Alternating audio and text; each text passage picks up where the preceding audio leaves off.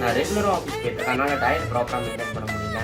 அவங்களுக்காகவே இந்த diet lunch box recipe கண்டிப்பாக ட்ரை பண்ணி பாருங்கள்.